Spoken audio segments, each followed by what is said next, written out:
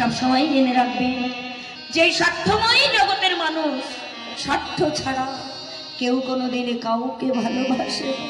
হরি বল, হরি বল, হরি বল।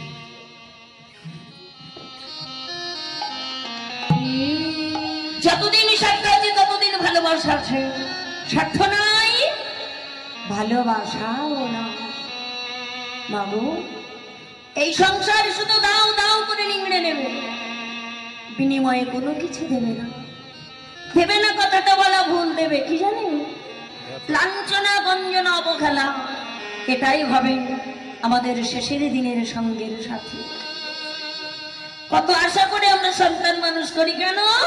এই সন্তান হবে আমার শেষের দিনের অবলম্বন।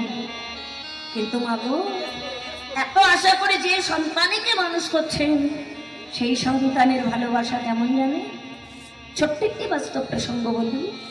মা, এক কলসি দুধে 7টি কলসি ভর্তি হয়, কিন্তু সেই 7টি কলসি দুধে একটি কলসি ভর্তি হয় না। যদি বলেন কথাটি কেমন? কোনো মায়ের হয়তো 7টি সন্তান, ওই একই স্তন দুধ পান করে 7টি সন্তান মানুষ হলো, বড় হলো, কিন্তু সেই 7টি সন্তান বড় হয়ে যে মাতৃস্তন দুধ পান করে তারা এত বড় হলো, সেই একটি মাত্র মায়ের পেটের অন্ন তারা দিতে পারে। মা, পিতা বা মাতা বৃদ্ধ বা বৃদ্ধা হয়ে গেলে তারা ভাগের মা বাবা হয়ে যায়। ভাই ভাই ভাগ করে না। এই দাদা, বাবা মা কিন্তু আমার একার নয়, তোরও। তাই আমি একা দিতে পারবো না, তো কেউ দিতে পারবে। তুই 1 মাস দিবি, আমি 1 মাস দেব। অসহায় পিতা মাতা তাদেরকে যখন ভাগ করে নেয় সন্তানেরা, ও মা, প্রত্যেকে মাসে মাসে পালা পাল্টায়, কিন্তু থালা পাল্টায় না।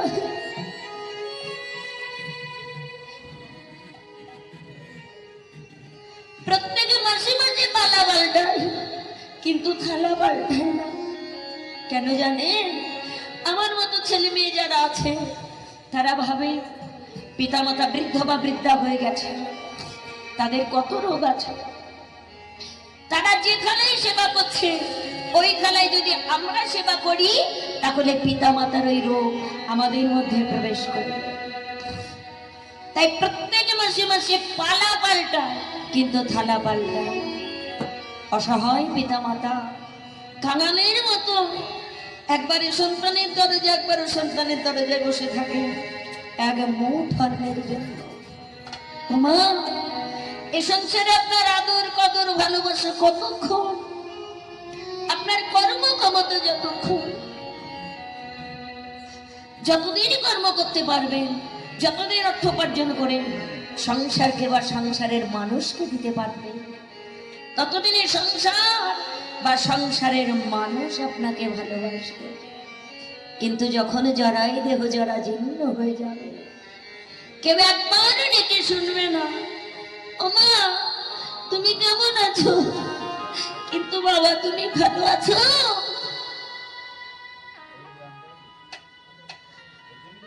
যে সন্তানকে এত কষ্ট করে মানুষ করছে,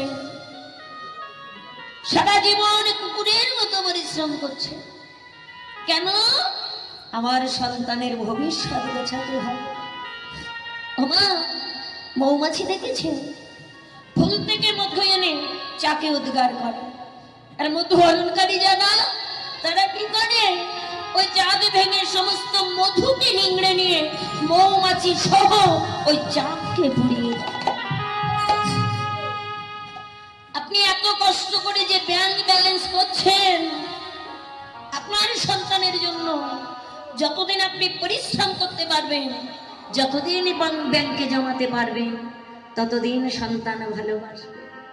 কিন্তু যখন জরাই দেহ জরা জীর্ণ হয়ে যাবে, মধু হরণকারীরা যেমন চাকে শত মৌমাছিকে পুড়িয়ে মারে, জগতের প্রত্যেকটি পিতামাতার অবস্থা ঠিক তেমনই হয়। হয়তো ভাবছেন যে সন্তানই যখন পৃথিবীতে সৃষ্টি করেছে তার ভবিষ্যৎ তো আমাকেই ভাবতে হবে। অনুকূল ঠাকুরের একটি বাণী আছে, দেখবে তিনি লিখেছেন, ভাবছো কিসে চলবে কিসে, তুমি ভাববার কে, তোমারই ভাবনা ভাবছেন যিনি, তুমি ভাবো না। হরি বল, হরি বল, হরি বল। ভাবছো বসে চলবে কিসে, তুমি ভাববার কে, তোমার ভাবনা ভাবছেন যিনি, তুমি ভাবো তাকে। এই বাস্তব জগতের দন্ত সবার সব তার চরণে সঁপে দিয়ে তালবে সবার সব হতে হবে। দন্ত সবার সব মানে ধন ঐশ্বর্য গাড়ি বাড়ি টাকা পয়সা স্ত্রী পুত্র কন্যা আত্মীয় স্বজন, এই দন্ত সবার সব তার চরণে সঁপে দিয়ে তালবে সবার সব হতে হবে। তালবে সবার সব মানে মৃতদেহ মরা। দেখবেন একটি মৃতদেহকে যদি নদীতে ভাসিয়ে দেওয়া হয়, তার নিজস্ব কিন্তু কোনো কুল কিনারা থাকে না। স্রোতের টানে তাকে যেদিকে ভাসিয়ে নিয়ে যায় সেদিকে সেই দিকে ভেসে যায়। তাই সব দেহের মতো গৌরী চরণে সব সপে দিয়ে বলতে হবে গৌর হরি, গৌর হরি।